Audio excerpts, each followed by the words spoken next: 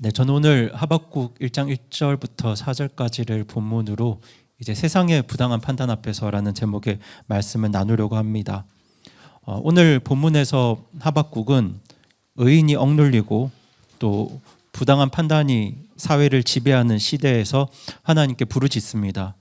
그런데 이 탄식이 먼 옛날 하박국만의 고백이 아닌 것이 지금 대한민국 현실 속에서도 수많은 성도들이 하나님께 같은 기도와 고백을 하고 있기 때문입니다. 지금 영적인 관점에서 볼 때 한국 사회는 무너져가고 있습니다. 우리 사회는 이미 하나님 앞에서 죄와 불의들이 제도화되고 사회화되어서 죄를 죄라고 말하는 것조차 어려운 시대를 살고 있습니다. 과거에는 누군가가 음란한 일을 행하거나 거짓말을 말하거나 생명을 해치는 일이 있었다 해도 교회는 그 죄들을 하나님 말씀으로 책망할 수 있었고 또 사람들은 하나님 앞에 회개할 기회를 가질 수 있었습니다. 그런데 오늘날은 그렇지 않습니다. 하나님 앞에서 불의한 수많은 죄들이 법으로 보호받고 있습니다. 그 앞에서 성경의 진리를 말하면 혐오와 차별로 규정되어서 사회적으로 처벌받을 위험에도 노출되어 있습니다. 이게 바로 제도화된 죄의 현실입니다. 낙태에 대한 규정이 완화되고 있고 동성 결혼이 지지받고 있으며 성소수자의 권리를 보호한다는 이름으로 하나님의 창조 질서가 조롱당하고 있습니다. 그렇게 우리나라는 이미 제도적으로도 동성 결혼을 인정하기 시작했는데요.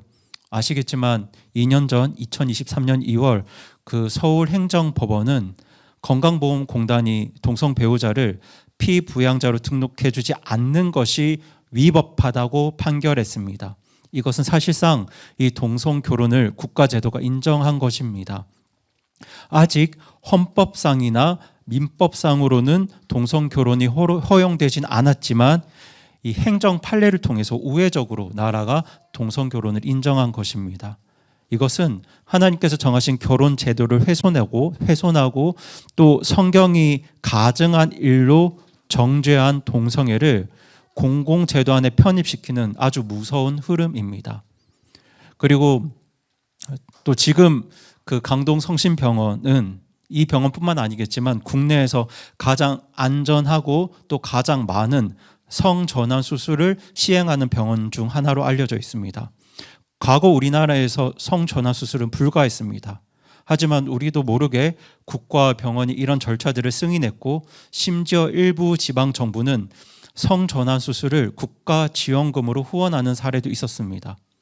그리고 이 병원에서는 성전환 수술뿐만 아니라 심리 상담, 호르몬 치료, 법적 선별 변경까지 이 종합적인 서비스를 통해서 성전환 절차를 제공하고 있습니다. 이런 성적인 죄와 불의가 사회화, 제도화됨에 따라 이 수많은 청소년들과 청년들은 이제는 성별 불쾌감이라는 기준을 가지고 자신의 성별을 바꾸는 수술을 자유롭게 선택하고 있습니다. 성경이 명백하게 죄로 규정한 동성애, 성전환, 음란의 문화가 이제는 개인의 선택의 자유로 포장되어서 법률, 제도, 교육, 의료, 행정 정반에 뿌리 내리고 있는 것이 지금 우리나라의 현실입니다. 이제는 단지 개인적인 죄와 타락을 넘어서서 국가적인 차원에서 죄를 보호하고 조장하는 단계까지 이르렀습니다. 그렇게 우리나라 대한민국에서도 수많은 죄들이 사회화되고 제도화되고 있습니다. 그리고 이렇게 죄들이 사회화되고 제도화되면 사람들이 더 이상 이 죄들을 부끄러워하지 않게 됩니다. 그런데 여기에 진짜 심각한 문제가 있습니다. 죄를 부끄러워하지 않는 것, 그 죄들을 수치스러워하지 않는 것, 이게 진짜 심각한 문제입니다. 여러분, 죄를 부끄러워하지 않으면 무엇을 못하게 될까요? 그렇죠. 회개하지 못합니다. 여러분, 죄를 부끄러워하지 않으면 회개할 수 없습니다. 이게 정말 심각한 문제죠.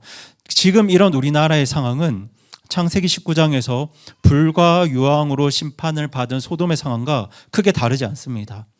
이 창세기 19장은 하나님의 심판이 임하기 직전 소돔의 상황을 이렇게 말씀하고 있는데요. 우리 다 함께 창세기 19장 4절 5절 말씀 같이 읽겠습니다. 시작.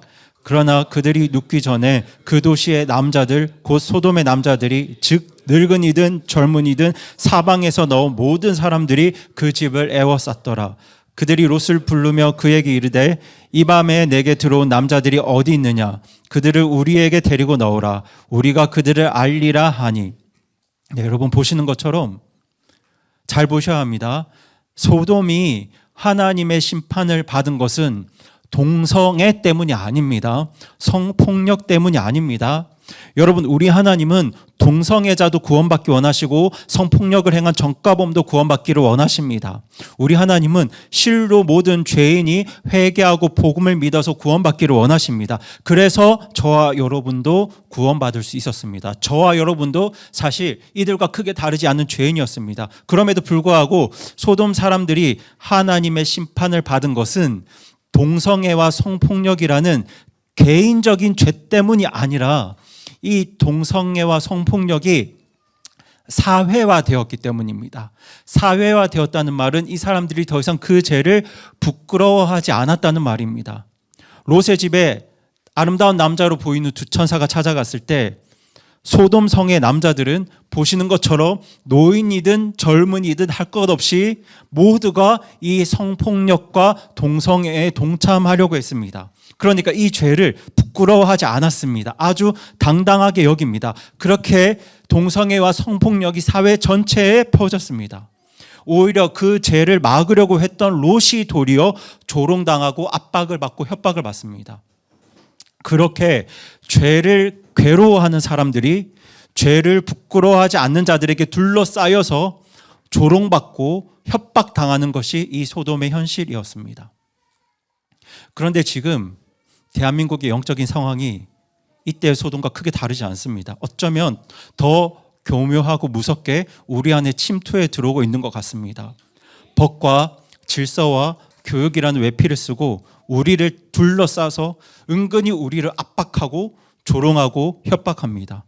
그렇게 하나님의 기준이 대적당하고 진리가 침묵을 강요당하면서 죄가 보호받는 사회, 이것이 롯의 시대였고 하박국의 시대였으며 오늘 우리가 살아가는 현실입니다.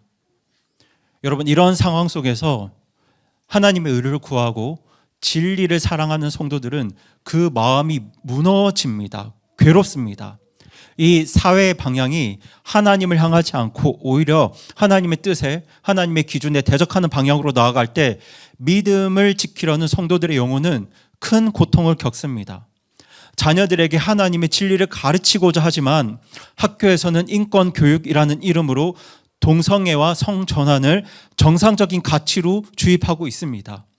교회가 진리를 선포하려고 하지만 차별이라는 이름으로 정죄받을까 봐 두려워서 입을 다물어야 하는 그런 상황이 다가오고 있습니다. 이런 시대에 우리는 하박국처럼 하나님께 물을 수밖에 없습니다. 하나님, 도대체 왜 이런 일이 일어나는 겁니까? 이런 일이 일어나고 있는데도, 지금 우리나라가 이렇게 변해가고 있는데도 하나님께서는 침묵만 하고 계십니까?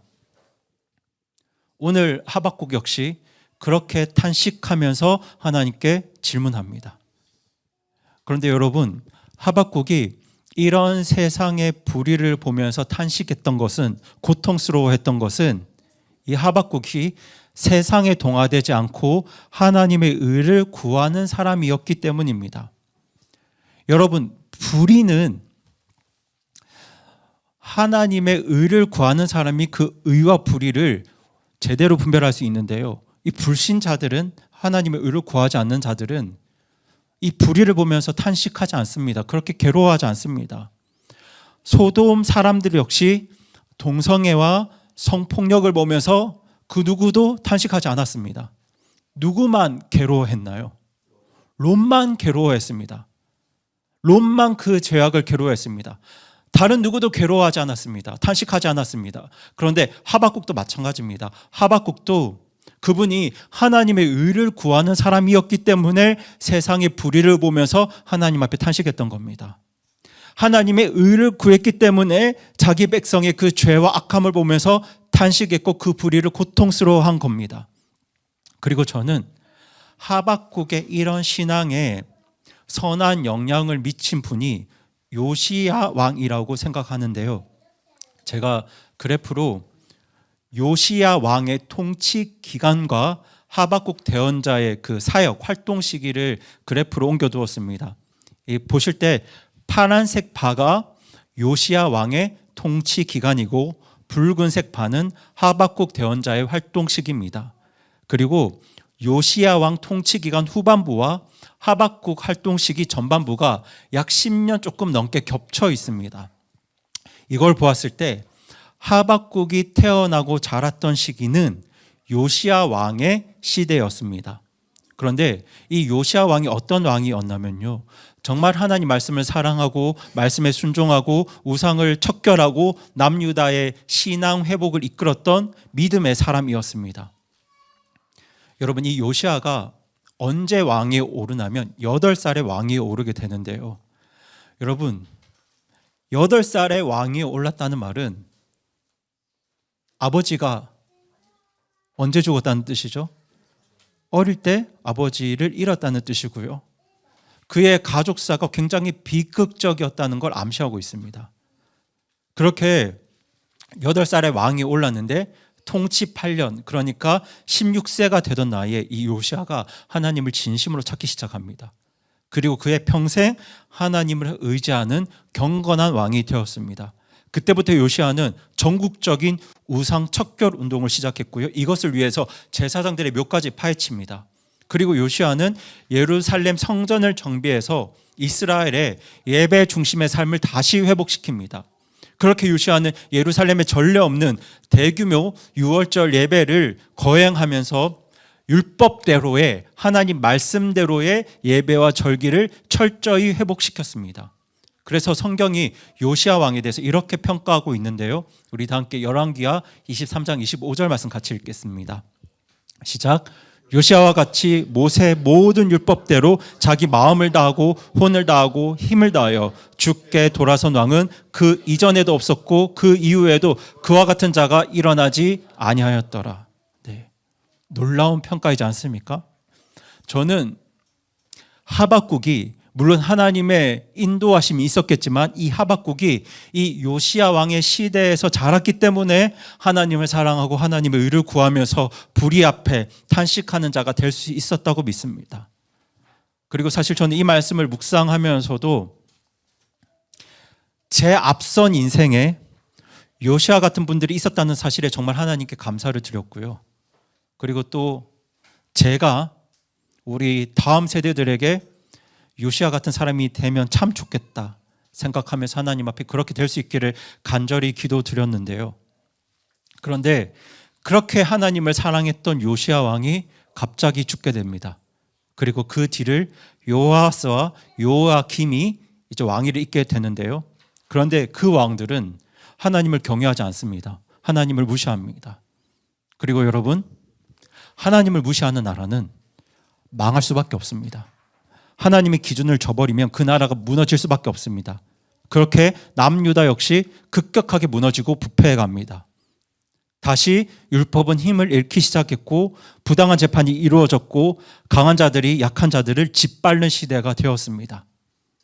요시야 시대에 하나님의 의를 배우고 그 의를 누렸던 하박국은 다시 하나님이 거절되는 그 악한 시대와 현실을 바라보면서 하나님께 고통스러운 질문을 던집니다. 우리 다 함께 오늘 본문 2절 말씀 다시 한번 읽겠습니다. 시작. 오 주여, 내가 부르짖어도 주께서 들으려 하지 아니하시기를 어느 때까지 하시리이까? 내가 폭력으로 말미암아 주께 외쳐도 주께서는 구원하려 하지 아니하시나이다. 네. 하박국이 이렇게 절규합니다. 하나님, 제가 언제까지 부르짖어야 합니까? 하나님, 제가 언제까지 기도해야 됩니까? 그런데 여러분, 이 하박국의 탄식은 개인적인 이유로 던지는 탄식이 아닙니다. 그러니까 내 가정에 문제가 생겨서, 내가 승진하지 못해서, 내 사업이 잘 안 돼서, 내 자녀가 공부를 잘 못해서 이런 개인적인 이유로 던지는 탄식과 질문이 아닙니다. 이 하박국의 탄식은 하나님의 의를 구하는 자들이 하나님의 의가 무너지고 있는 그 비참한 현실을 보면서 눈물을 하나님께 던지는 질문입니다. 하박국은 자기 백성 가운데서, 하나님의 백성 가운데서 날마다 벌어지고 있는 불법과 폭력, 학대와 착취를 날마다 보았습니다. 그럼에도 사람들이 그것을 부끄러워하지 않고 더 당당하게 떳떳이 죄와 불의를 행하고 있는데 마치 하나님께서는 그것을 보고도 침묵하시는 것처럼 느껴집니다. 그래서 하박국은 왜 하나님께서 이런 악을 보고도 가만히 계실까? 언제까지 침묵하고 계실까? 그런 생각에 하나님께 부르짖고 또 부르짖습니다. 그리고 하박국은 이어서 이렇게 말합니다. 저희 오늘 본문 3절 4절 말씀 다시 한번 읽어보겠습니다. 천천히 읽겠습니다. 시작. 어찌하여 주께서 내게 불법을 보이시며 내가 학대를 보게 하시나이까? 노략과 폭력이 내 앞에 있사오니 곧 불화와 다툼을 일으킨 것이 있나이다. 그러므로 율법이 힘을 잃고 있으며 판단의 공의가 전혀 나아가지 못하나니 사악한 자가 의로운 자를 에워싸므로 부당한 판단이 나오기 때문이니이다. 네.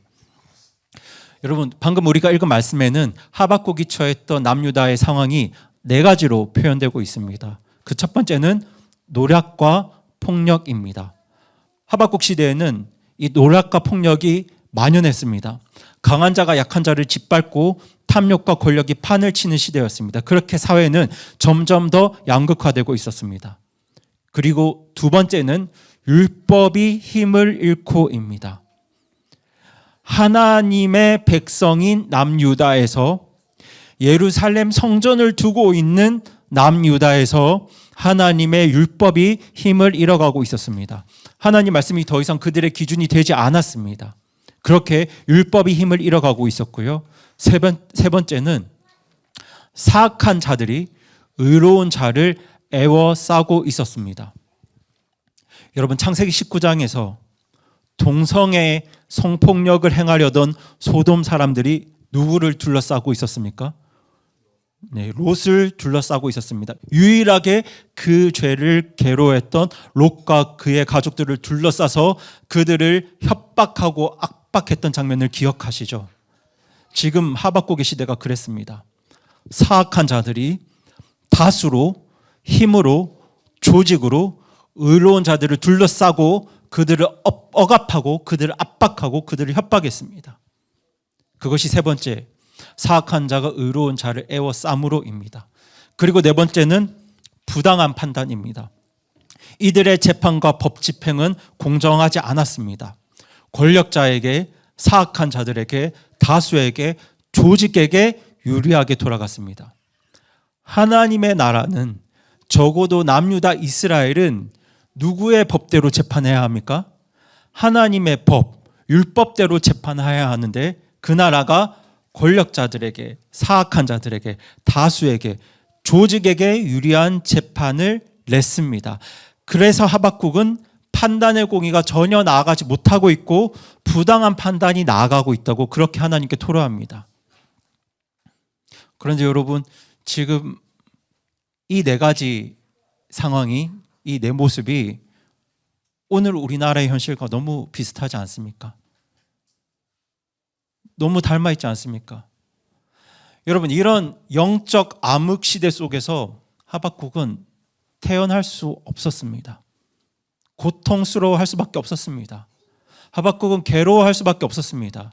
이렇게 죄가, 불의가 사회화되고 있고 죄도화될 때 그 끝은 분명히 소돔과 고모라가 될 것인데, 그렇게 멸망을 향해 가는 자기 백성들을 지켜만 보고 계신 하나님이 하박국은 이해가 되지 않았습니다. 그래서 하박국은 하나님, 왜 우리 백성들의 불의를, 하나님 백성들의 그 죄악을 보고만 계십니까? 라고 그렇게 묻고 있는 겁니다. 그래도 하나님께서 아무런 응답을 주지 않는 것처럼 느껴지자 더 절절하게 하나님 도대체 언제까지입니까? 라고 그렇게 하나님께 부르짖고 있습니다. 그런데 이 하박국의 간절한 탄식을 들으신 하나님께서는 정말 놀랄 만한 응답을 하박국에게 주시는데요. 사실 그 응답은 하박국의 기대와는 전혀 달랐습니다. 저희 다 함께 하박국 1장 5절, 6절 말씀 같이 읽겠습니다. 시작. 너희는 이교도들 가운데서 일어날 일을 보고 관심을 두며 놀랍도록 이상히 여기라. 내가 너희의 날들에 한 가지 일을 행하리니 누가 너희에게 그것을 말하여도 너희가 그것을 믿지 아니하리라. 보라, 내가 저 모질고 성급한 민족 곧 그 땅의 넓은 곳으로 진격하며 자기 소유가 아닌 거처들을 소유할 갈대아 사람들을 일으키노니. 네, 여러분, 여기서 갈대아 사람들은 바벨론을 말하는데요. 그러니까 지금 하나님께서는 뭐라고 말씀하시냐면 남유다 하나님 백성의 죄악을 징계하시기 위해서, 자기 백성들을 회복시키기 위해서 오히려 더 악한 민족, 하나님을 대적하는 민족 바벨론을 일으키겠다고 그렇게 말씀하십니다. 지금 하박국은 의로운 자, 하나님의 백성이 고통받는 현실을 해결을 해달라고 하나님께 기도했는데, 하나님께서는 그보다 더 악하고 더 강력한 민족을 일으켜서 그 자기 백성에게 보내겠다고 그렇게 말씀하십니다. 이 응답은 하박국에게 정말 충격이었고 하박국이 쉽게 납득할 수 없는 말씀이었습니다. 하지만 우리는 여기서 하나님의 섭리가 무엇인지 깨닫고 그 하나님의 섭리를 믿어야 하는데요. 하나님께서는 때로 악을 도구로 사용하셔서 당신의 백성을 징계하시고 그 백성을 회개로 이끄셔서 결국은 더 큰 선과 의를 이루시는 분입니다. 이 놀라운 하나님의 섭리를 로마서에서는 이렇게 말씀하고 있는데요. 저희 다 함께 로마서 8장 28절 말씀 같이 읽겠습니다. 시작. 우리가 아는 바와 같이 하나님을 사랑하는 자들 곧 그분의 목적에 따라 부르심을 받은 자들에게는 모든 것이 합력하여 선을 이루느니라. 네. 모든 것이 합력하여 선을 이룬다 할 때 여기서 말하는 모든 것에는 고난도 포함되어 있고 세상의 악함과 불의도 포함되어 있고 우리가 이해할 수 없는 상황까지도 포함되어 있습니다. 하나님께서는 인간의 세상의 죄와 타락, 불의, 그리고 심지어는 사탄의 공격마저도 궁극적으로는 하나님의 선과 의를 이루는 도구로 사용하실 수 있는 주권자이십니다. 그분이 바로 우리 하나님이십니다. 여러분, 요셉의 삶을 보시기 바랍니다. 요셉은 형제들에게 버림받았고 노예로 팔려갔고 억울하게 옥살이까지 했습니다. 그런데 그런 요셉이 나중에 이렇게 고백을 하는데요. 저희 다 함께 창세기 50장 20절 말씀 같이 읽겠습니다. 시작. 다만 당신들에 대해 말하자면 당신들은 나를 대적하여 내게 악을 생각하였으나 하나님께서는 그 일을 선이 되도록 의도하시고 이날 드러난 것과 같이 그 일을 이루사 많은 사람을 살려주셨나니. 네. 요셉의 악한 날들, 고난의 날들을 잘 아실 겁니다. 그런데 요셉은 그 악한 일들, 그 힘들었던 고난의 날들이 선이 되도록, 보이시죠? 선이 되도록 누가 의도하셨습니까? 하나님께서 의도하셨고 하나님께서 계획하셨고 누가 그 선을 이루셨나요? 하나님께서 그 선을 이루셨다고 고백합니다. 그래서 수많은 사람들이 기근에 굶어 죽었어야 하는데 그 사람들이 굶어 죽지 않고 살 수 있었다고 그렇게 요셉이 고백합니다. 이것이 바로 하나님의 섭리입니다. 이처럼 요셉의 인생, 이스라엘의 역사, 그리고 하박국 시대의 일들 속에서 우리는 악을 허용하실지라도 그 악까지 선으로 바꾸어 사용하시는 하나님의 섭리를 발견하고 또 믿어야 합니다. 그렇다면 하나님은 그분의 섭리 가운데서 어떻게 구체적으로 하나님의 선과 의를 이루실까요?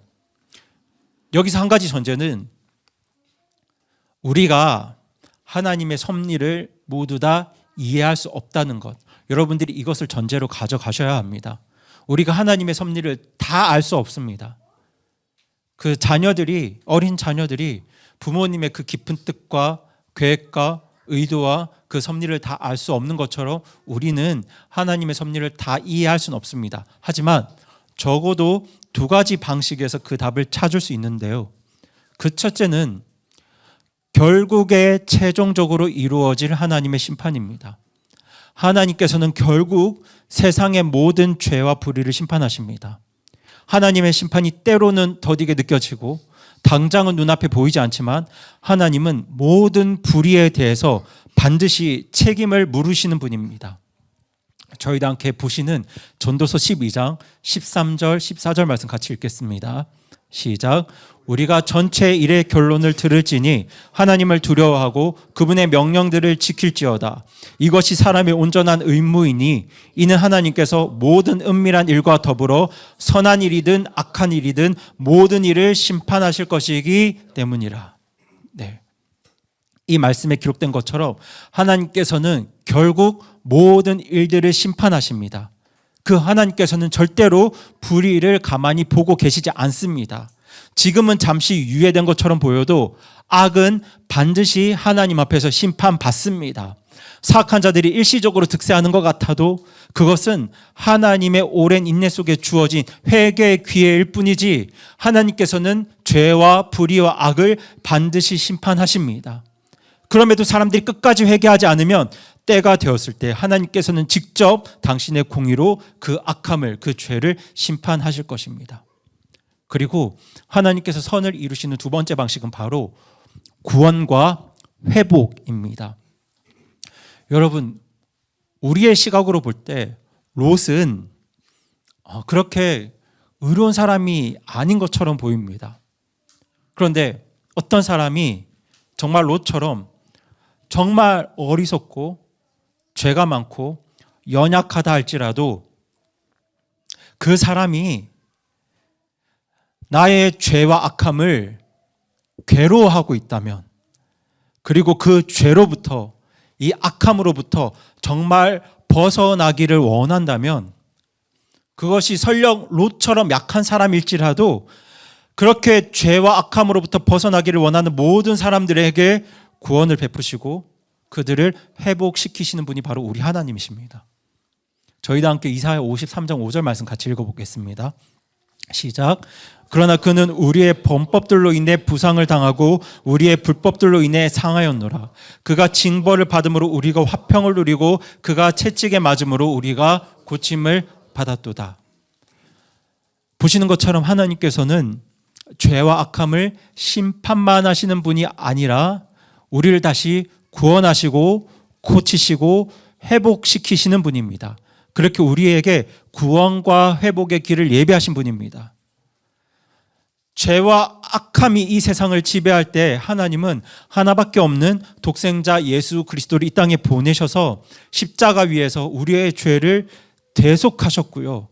그 하나님의 구원이 어디로 이어지냐면 회복으로 이어집니다.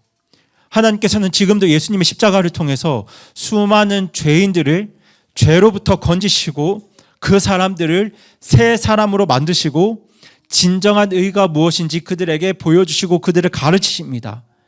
그렇게 하나님 왕국에 들어가서 하나님의 의를 구하며 성령님을 의지하며 죄와 악함으로부터 벗어나기를 간구하며 살아가는 그 성도들의 마지막은 결국 어디로 향하냐면 온전한 하나님의 나라로, 하나님의 왕국으로 이어집니다. 구원받은 하나님의 백성들은 전혀 악함이 없는, 불의가 없는 영원한 하나님의 나라에 들어가게 됩니다. 그것이 그 일들에 대해서 베드로후서는 이렇게 말씀하고 있는데요. 저희 다 함께 베드로후서 3장 13절 말씀 같이 읽겠습니다. 시작. 그럼에도 불구하고 우리는 그분의 약속에 따라 의가 거하는 새 하늘들과 새 땅을 기다리느니라. 네. 여러분, 그렇게 구원받아 회복된, 고침을 받은 성도들이 가게 될 나라는 다시는 죄가 없고 불의가 없어서 눈물과 죽음, 고통이 존재하지 않는 곳입니다. 하나님의 의가 온전히 이루어지는 그 나라에서 우리 모두는 정말 평안한, 또 안식을 누리는, 정말 기뻐하는 그런 축복의 삶을 살게 될 것인데요. 그렇게 지금도 하나님께서는 모든 것을 합력하여서 이 선한 일들을 이루고 계십니다. 때로 우리 눈으로 이해되지 않을 수 있고, 때로 낙심하고 분노할 수도 있겠지만, 여러분, 우리 하나님은 악을 이기시는 분이고 그 악함 속에서도 지금까지 보셨던 이 의와 선을 이루어 가시는 분입니다. 그리고 그렇게 하박국에게 주어진 말씀이 오늘 우리에게도 동일하게 주어졌는데요. 저희 읽지는 않겠지만 하박국 1장 5절에서 하나님께서 하박국을 향해서 하신 말씀, 너희가 하나님의 일을, 그것을 하나님의 일을 믿지 아니하리라. 여러분, 이 말씀을 보시기 바랍니다. 하나님께서는 분명히 악함 속에서도 선한 일들을 이루고 계신데 뭐라고 말씀하시죠? 우리는 그 하나님의 일을 믿지 않을 것이라고 말씀하십니다. 그런데 더 놀라운 일은 우리가 그 하나님의 일을 믿지 않아도 하나님께서는 어떻게 하신다고요? 네, 그 한 가지 일을 행하실 것이라고 말씀하십니다. 우리가 믿지 않아도 하나님께서는 선한 일들을 행하고 이루어 가십니다. 그런데 여러분, 하나님께서 이루시겠다는 그 일이 무엇입니까? 때로 이해되지 않고 때로는 악해 보이는 일들을 통해서라도 하나님께서 우리의 삶에, 그러니까 성도의 삶에 하나님의 선과 하나님의 의를 이루시겠다는 말씀입니다. 그것이 하박국이 받은 응답이었고 또 오늘 우리에게 주어진 하나님의 말씀입니다. 여러분, 그렇게 하나님의 응답, 하나님의 말씀을 들은 하박국의 반응이 어떻게 변했을까요? 하박국의 고백은 처음에는 탄식과 원망으로 시작했습니다. 오 주님, 내가 이렇게 부르짖는데 주께서 들으려 하지 아니하시기를 언제까지 하실 겁니까? 언제까지 제 기도를 안 들어주실 겁니까? 그렇게 하박국은 현실의 악함을 보고 하나님께 탄식하고 절규했는데요. 그런데 놀랍게도 하박국서 마지막에서 그는 이렇게 고백합니다. 저희도 함께 3장 18절 말씀을 같이 읽겠습니다. 시작. 나는 주를 기뻐하며 내 구원의 하나님을 기뻐하리라. 네. 탄식하던 하박국이 어떻게 되었나요? 기뻐합니다. 극과 극에 있죠. 여러분, 무엇이 이토록 하박국에게 극적인 변화를 만들었을까요? 무엇이 하박국의 눈물을 기쁨으로 만들었고 무엇이 하박국의 절망을 소망으로 바꾸었을까요? 그렇죠. 하나님의 말씀입니다. 하박국에게 하나님의 말씀이 임했기 때문입니다. 하나님의 말씀이 주어졌을 때 하박국은 더 이상 악한 현실만을 바라보지 않았습니다. 현실의 악함보다 그것을 뛰어넘는 하나님의 성품, 하나님의 역사, 하나님의 주권, 하나님의 신실하심, 하나님의 능력을 다시 바라보기 시작했습니다. 그렇게 세상보다 크신 하나님을 보게 되었을 때 이 하박국의 마음과 생각은 근본적으로 변했습니다. 그리고 이런 일들이 오늘 우리에게도 일어나길 간절히 바랍니다. 우리에게 하나님 말씀이 주어질 때 그 말씀을 통해서 우리의 생각과 마음이 바뀌게 됩니다. 의심은 확신으로, 두려움은 평안으로, 절망은 기쁨과 소망으로 변하게 됩니다. 그것이 저희가 지난주 나누었던 하나님 말씀의 능력입니다. 기억하시죠? 저희도 함께 고린도후서 10장 4절 말씀 다시 한번 읽겠습니다. 시작. 우리의 전쟁 무기는 육신에 속하지 아니하고 하나님을 통해 강력하여 강한 요새들도 무너뜨리느니라. 네. 잘 아시는 것처럼 여기서 강한 요새는 사탄이 세워놓은 하나님을 향한 불신, 불안, 원망, 절망 같은 이 불의한 생각의 견고한 성벽을 뜻합니다. 그리고 누구도 이 요새를 쉽게 무너뜨릴 수 없었습니다. 그런데 무엇이 이것을 무너뜨리나요? 그렇죠. 하나님의 전쟁 무기, 우리의 전쟁 무기, 하나님의 말씀이 이것들을 무너뜨립니다. 하나님의 말씀은 우리의 현실을 넘어서는 믿음의 생각을 갖게 합니다. 그 하나님의 말씀이 주어졌을 때 하박국은 이제 현실을 있는 그대로 보면서도 낙심하지 않습니다. 절망하지 않습니다. 도리어 기뻐합니다. 그렇게 하나님 말씀을 듣고 그 마음과 생각이 삶이 변화된 하박국은 하박국을 기록하면서 하박국서를 기록하면서 우리에게 네 가지 중요한 삶의 원리를 권면하고 있는데요. 저희 그 네 가지를 하나씩 읽어보겠습니다. 1번부터 시작. 믿음으로 살아야 합니다. 부흥을 위해 기도해야 합니다. 여전히 구원의 하나님을 기뻐해야 합니다. 하나님의 힘을 의지해야 합니다. 이 네 가지를 하나씩 살펴보겠습니다. 저희 다 함께 하박국 2장 4절 말씀 같이 읽겠습니다. 시작. 보라, 위로 높여진 자의 혼은 그의 속에서 올바르지 아니하나 의인은 자기 믿음으로 살리라. 여러분, 의인은 믿음으로 살리라, 이 말씀은 하박국서의 중심 말씀일 뿐만 아니라 성경 전체에서도 정말 중요한 말씀 중 하나입니다. 여러분, 의인은, 성도는 상황으로 사는 것이 아니라, 현실로 사는 것이 아니라 믿음으로 살아야 합니다. 악이 득세하고 불의가 판을 쳐도 악한 자들이 의로운 자들을 에워싸서 의인을 압박하고 공격하고 협박해도 성도는 눈에 보이는 현실이 아니라 보이지 않는 하나님의 약속을 따라서 믿음으로 살아야 합니다. 여러분, 믿음은 모든 것을 이해한 후에 따르는 것이 아닙니다. 모든 상황이 정리된 후에 따르는 것이 아닙니다. 이해가 되지 않아도, 정리가 되지 않아도 하나님의 성품과 하나님의 말씀을 신뢰하고 선택하며 살아가는 것이 바로 믿음의 삶입니다.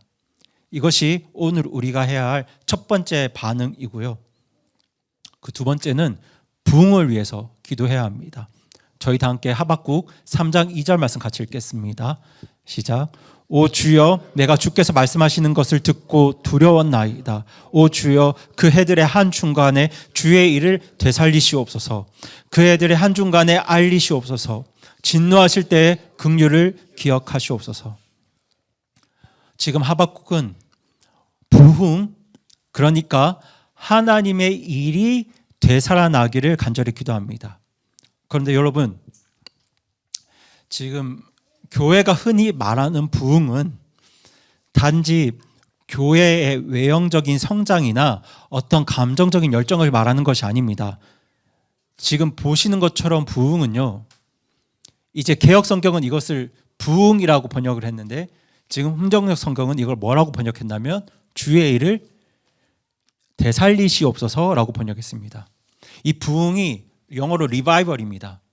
리바이벌은 이전에 죽었거나 잊혀진 무언가가 다시 되살아난다는 뜻입니다. 그러니까 보시는 것처럼 여러분, 부흥은 물론 부흥이 되면 교회에 사람들이 모이고 무언가 큰 일들이 일어나는 것처럼 보일 수 있겠지만 부흥의 진짜 뜻은 죽어가거나 잊혀져 가고 있는 하나님의 일이 다시 되살아나는 것을 말합니다. 그것이 바로 부흥입니다. 여러분, 하박국이 언제 하나님의 일을 경험하고 누렸습니까? 말씀드렸죠? 요시야 왕의 시대에 하나님의 일을 경험하고 그 축복을 누렸습니다. 그리고 저희들 역시 앞선 시대 대한민국에서 하나님의 일을 마음껏 경험하고 그 축복을 누려왔습니다. 여러분, 우리 대한민국 역사 일제강점기부터 지금까지 한국 역사를 돌아보면 정말 수많은 사람들이 눈물로 자기 죄를 회개하면서 하나님께로 돌아왔던 그 축복의 역사들을 저희들이 볼 수 있습니다. 그것이 바로 하나님의 일입니다. 그렇게 하나님 말씀이 사람들의 중심이 되고 그 말씀 앞에 사람들이 하나님 앞에 자기 죄를 깨닫고 회개하고 사람들이 공동체가 하나님께로 돌아가는 그 일이 바로 하나님의 일입니다. 그리고 그 하나님의 일이 되살아나는 것이 바로 뭐라고요? 부흥입니다. 그리고 하박국은 그 악한 시대에도, 소망이 보이지 않는 그 시대에도 자기 민족의 부흥을 위해서 기도합니다. 왜냐하면 거기에 살 길이 있기 때문입니다. 그래서 오늘 우리도 대한민국, 우리나라의 부흥을 위해서 하나님께 간절히 기도해야 합니다.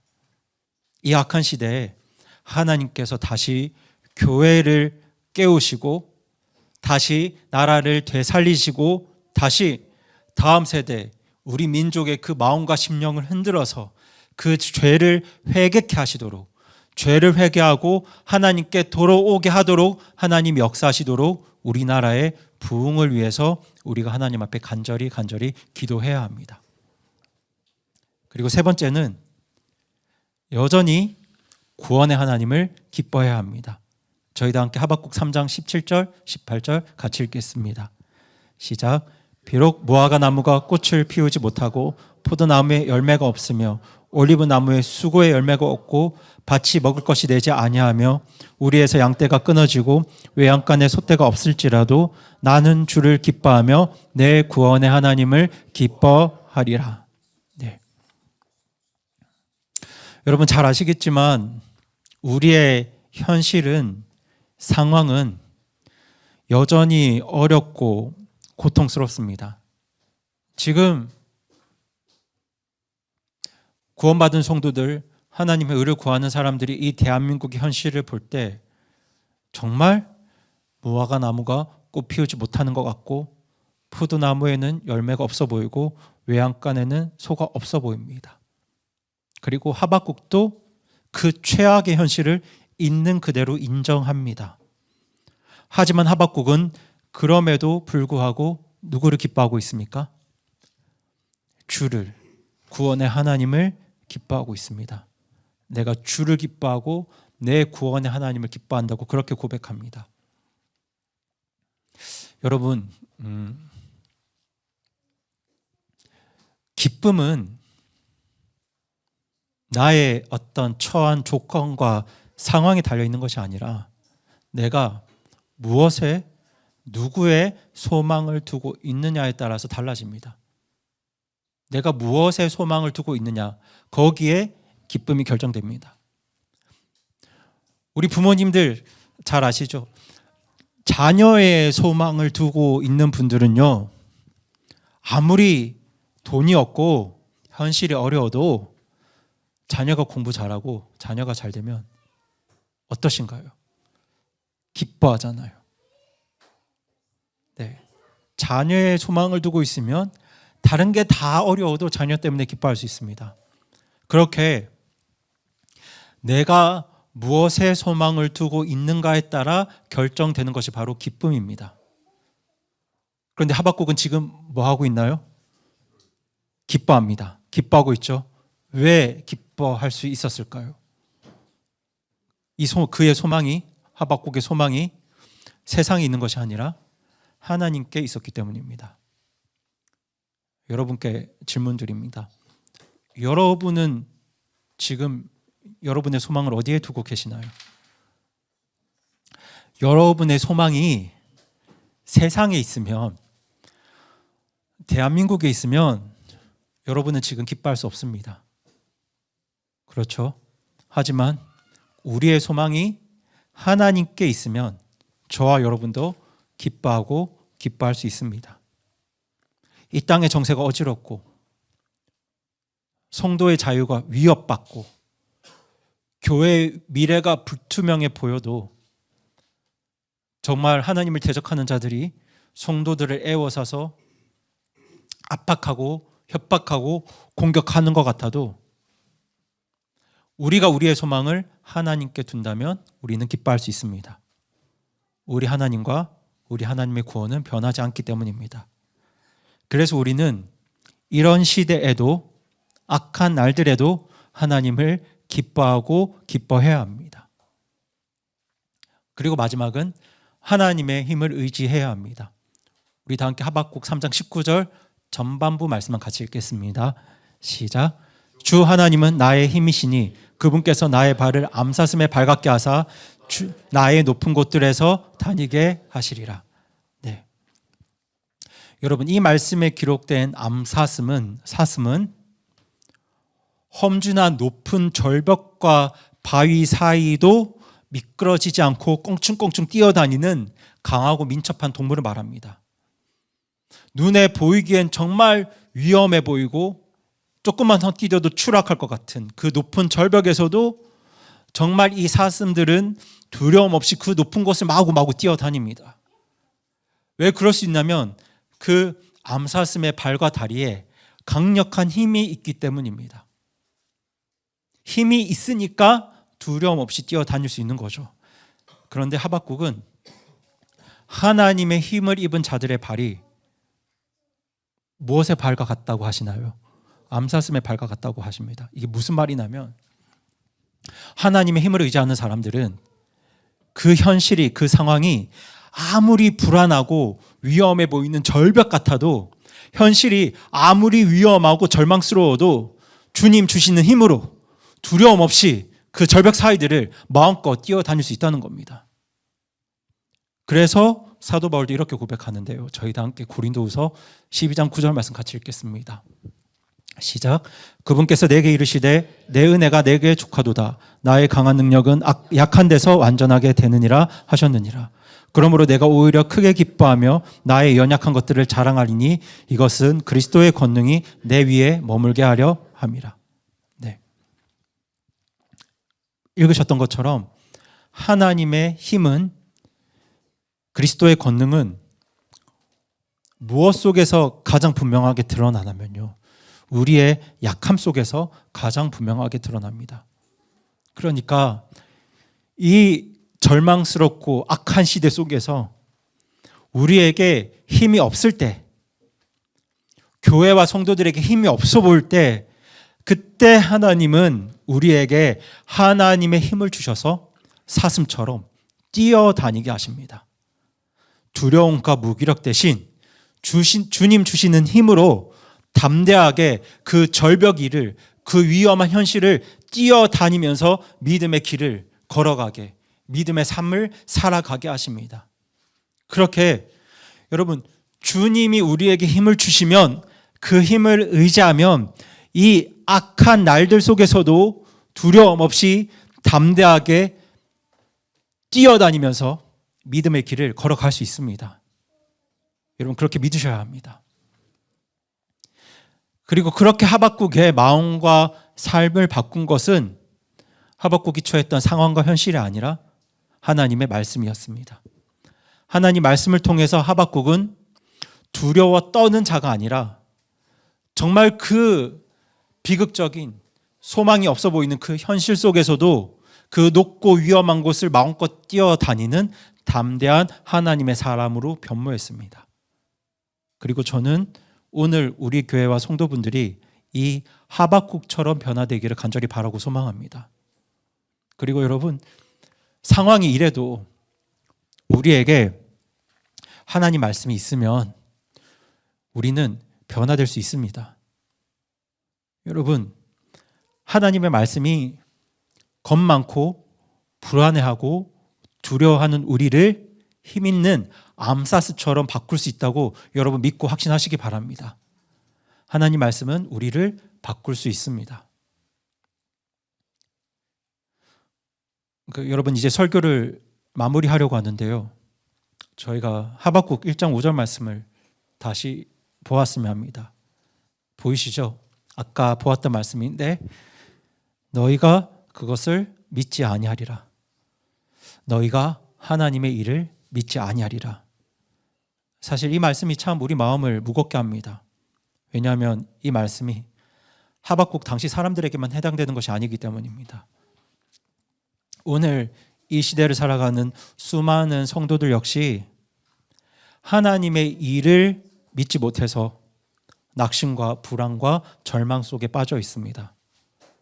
세상은 더 악해지고 있고, 교회는 점점 더 위축되어져 가고 있고, 우리 자녀 세대, 다음 세대는 점점 더 진리에서 멀어져 가고 있습니다.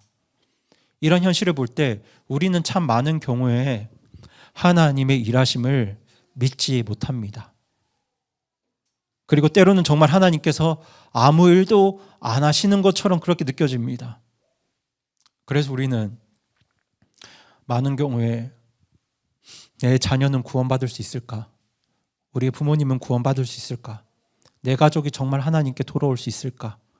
이것을 위해서 정말 하나님께서 지금 일하고 계실까? 이런 의심의 고개를 듭니다. 그런데 하나님께서 지금 뭐라고 말씀하시죠?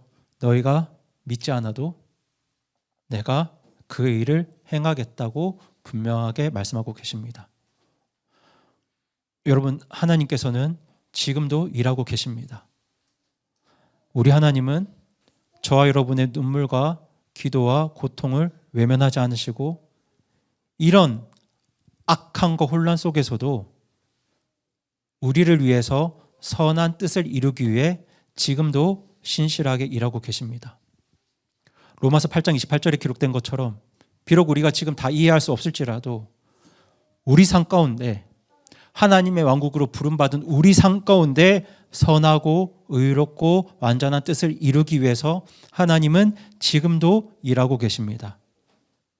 이런 혼란과 파괴 속에서도 하나님의 섭리는 멈추지 않고 반드시 하나님의 선한 일은 이루어집니다. 그래서 이 시간 여러분 스스로에게 정말 진지하게 질문을 던지셨으면 좋겠습니다. 나는 정말 하나님의 일을 믿고 있는가? 나는 정말 하나님께서 나를 위해 일하고 계시다고 믿고 있는가? 라는 질문을 던져보셨으면 좋겠습니다. 정말 하나님께서 오늘도 일하고 계시고 모든 것을 합력해서 저와 여러분에게 선을 이룬다는 사실을 온 마음으로 여러분은 믿고 계시나요? 여러분이 하나님의 일하심을 정말 온 마음으로 믿고 계신다면 이 하박국의 고백이 그 저와 여러분의 고백이 되어야 합니다. 나는 주를 기뻐하며 내 구원의 하나님을 기뻐하리라. 그것이 우리의 고백이 되어야 합니다. 현실이 나아져서가 아니라 상황이 좋아져서가 아니라 하나님이 어떤 분이신지 우리가 알고 하나님이 일하고 계심을 믿기 때문에 우리는 기뻐해야 합니다. 제가 좋아하는 찬양, 또 말씀 후에 나눌 찬양이 좋으신 하나님인데요. 우리 하나님 좋으신 하나님이시잖아요. 좋으신 하나님께서 우리에게 좋은 일을 베푸실 것을 믿기 때문에 우리는 기뻐할 수 있습니다. 그러니 오늘도 기뻐하시고 계속 여전히 하나님을 기뻐하시기 바랍니다. 여러분, 낙심할 이유가 많은 시대이지만 우리에게는 기뻐해야 할 이유가 더 많습니다. 우리가 우리나라 대한민국에 흘러가는 현실을 보면서 낙심할 수 있지만 우리는 우리의 좋으신 하나님 때문에 더 기뻐할 수 있습니다. 그렇게 좋으신 하나님을 믿으시고 하나님께서 행하실 좋은 일들을 믿으신다면 여러분 옆에 계신 분들에게 이렇게 고백해 주시기 바랍니다. 그냥 오늘도 주님을 기뻐합시다. 오늘도 내 구원의 하나님을 기뻐합시다. 이렇게 옆에 분들에게 고백해 주시고 권면해 주시기 바랍니다. 네, 오늘도 내 주님을 기뻐합시다. 오늘도 내 구원의 하나님을 기뻐합시다. 네, 기뻐합니다. 여러분, 이 믿음으로, 이 고백으로 이번 한 주 동안 기쁘게 살아가시기를 주님의 이름으로 축복하고 또 축원합니다.